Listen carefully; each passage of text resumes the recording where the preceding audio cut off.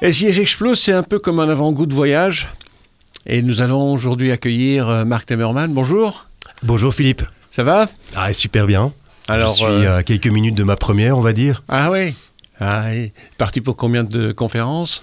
Alors, je commence donc aujourd'hui, ce soir. Je terminerai le 22 novembre et ça fait plus ou moins 45 conférences. Ah, c'est pas mal. C'est pas mal, c'est bien, c'est chouette. Ouais. Bon, on va se tutoyer, hein, on se connaît trop bien. D'accord? Bien sûr. Ok. Alors, si tu peux te présenter sans fausse modestie, en quelques mots. En 2 mots, je suis réalisateur de films documentaires. Alors, ces films documentaires, pour la grande partie, passent à la télévision. Et puis, j'ai eu la grande chance de découvrir le système exploration du monde il y a maintenant 3 ans, où j'avais fait un premier circuit avec un film sur Cuba. Et puis, l'exercice m'a beaucoup plu. Et du coup, j'ai souhaité le recommencer avec cette fois le Sénégal. Mais avant ça, avant Cuba, qu'est-ce que tu es passé par où? Avant ça, il y a eu beaucoup de voyages. Je suis passé par le toit du monde, l'Everest, où j'ai réalisé un film là-bas, en fait, des produits courts qui étaient envoyés à la télévision.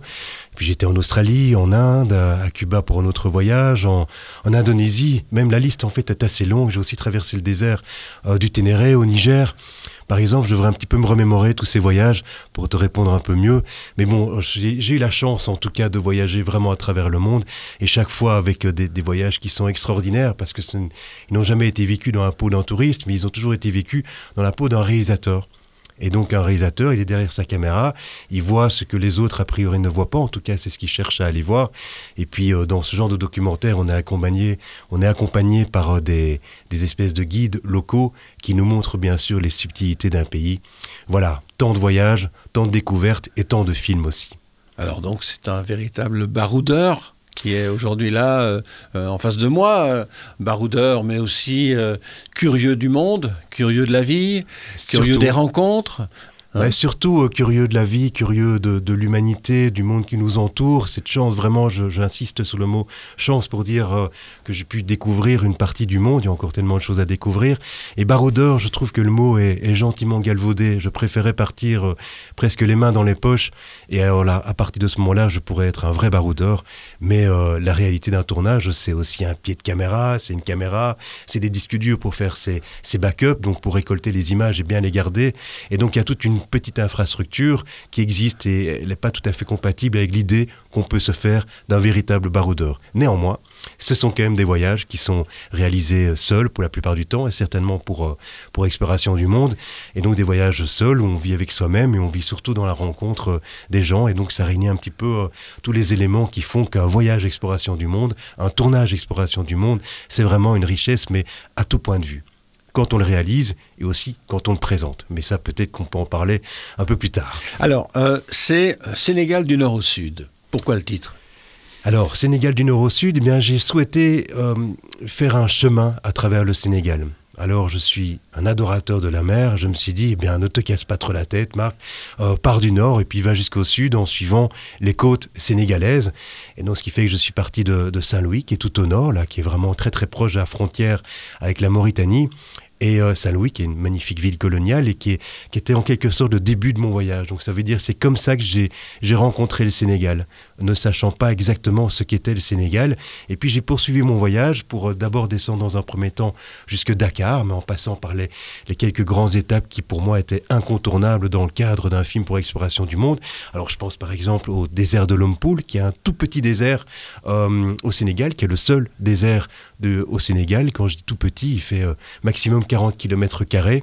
Et là, j'ai fait une magnifique rencontre, d'ailleurs, avec plus ou moins un habitant du désert, mais qui m'a montré les subtilités du désert.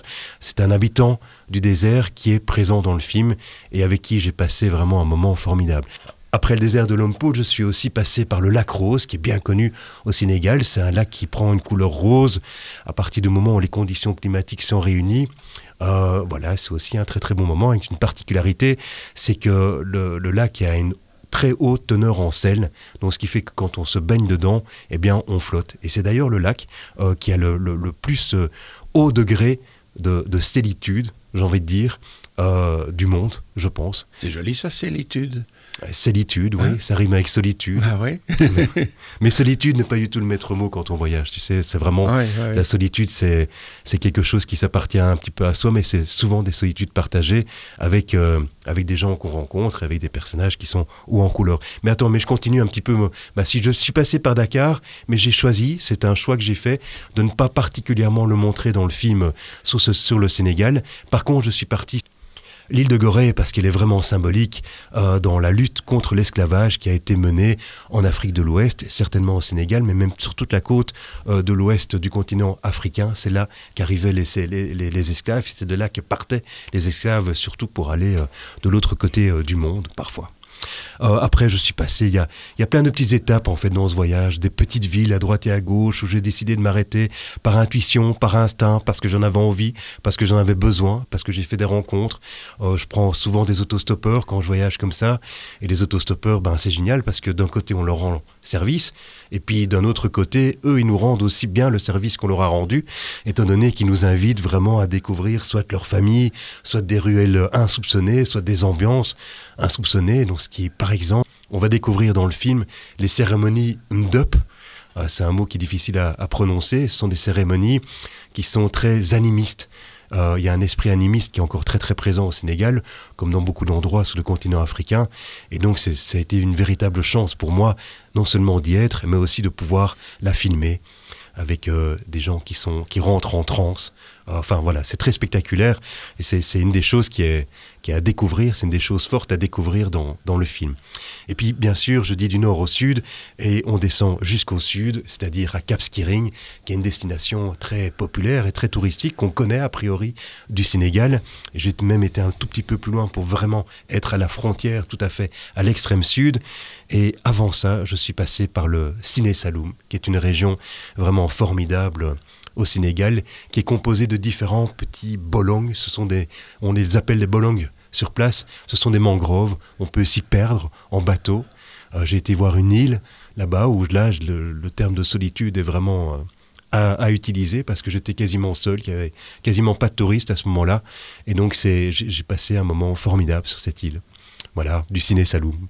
Alors, est-ce que quand on part pour faire un film, ou quand tu es parti faire un film sur le Sénégal, tu es parti avec un certain angle de vision, avec un certain objectif, tu voulais montrer un aspect bien particulier du Sénégal, ou tu es parti comme ça un peu à l'aventure ?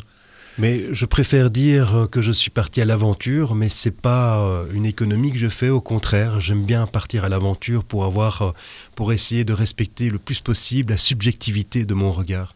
Je me suis un petit peu renseigné sur le Sénégal avant de partir, mais pas tant que ça, pour justement me laisser quelque part vierge de toutes émotions qu'on peut avoir quand on voyage.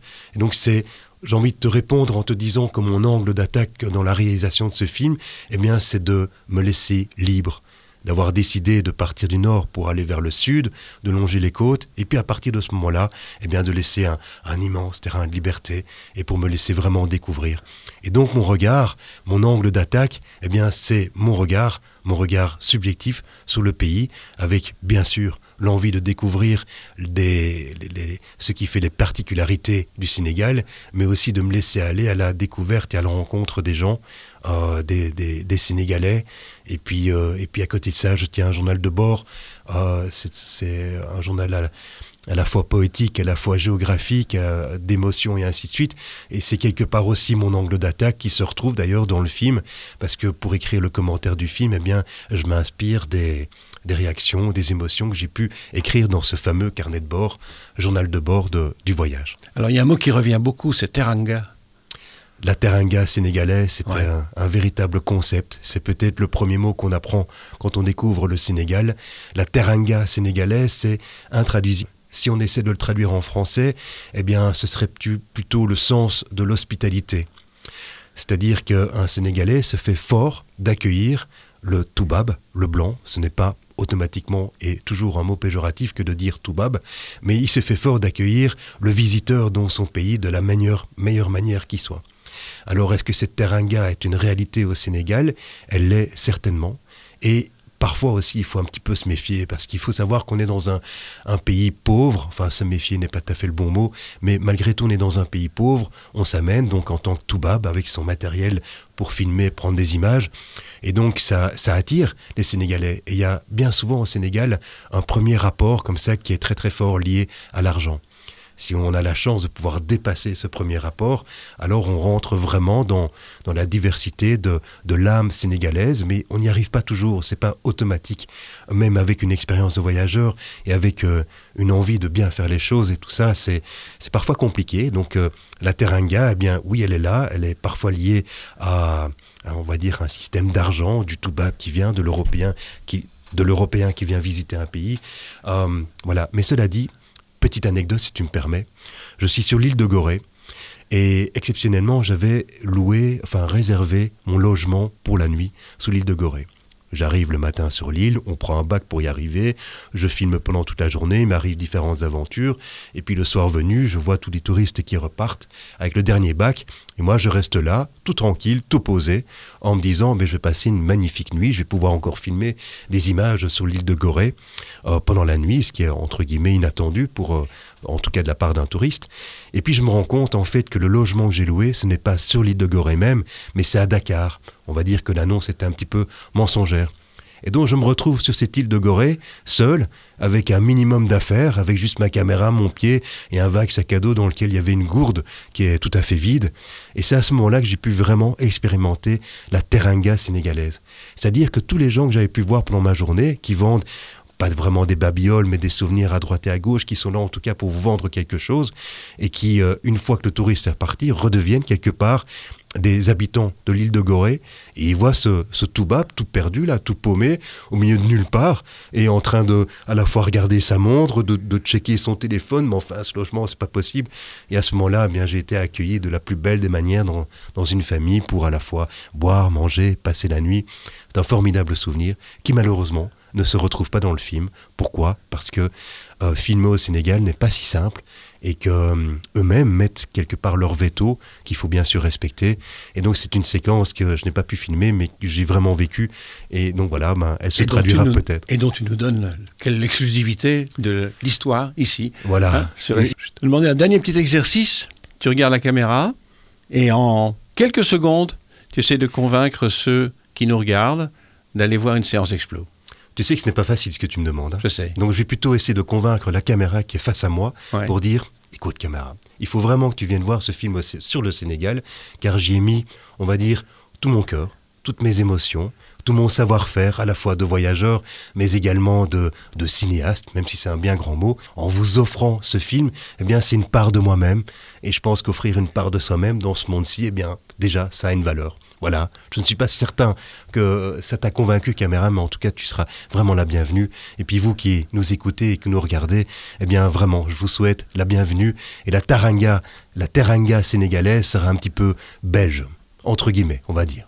Merci beaucoup, Marc. Voilà, donc tous les renseignements sur le film Sénégal du Nord au Sud, Marc Temerman, vous les retrouverez bien sûr pour les séances Explo sur le site explorationdumonde.be, tout simplement. Voilà, à une prochaine fois.